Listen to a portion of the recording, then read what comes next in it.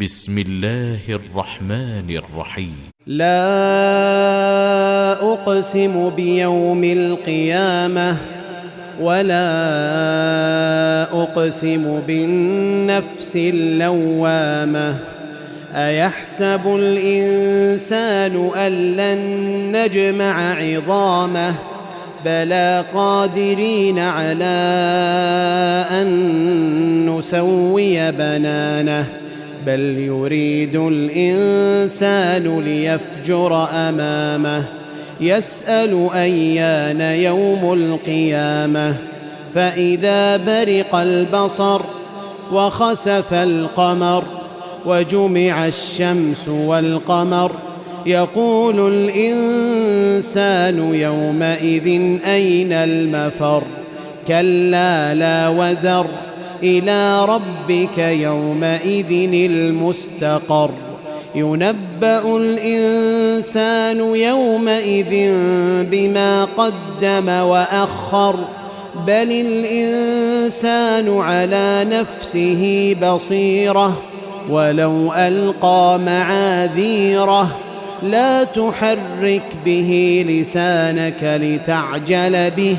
إن علينا جمعه وقرآنه فإذا قرأناه فاتبع قرآنه ثم إن علينا بيانه كلا بل تحبون العاجلة وتذرون الآخرة وجوه يومئذ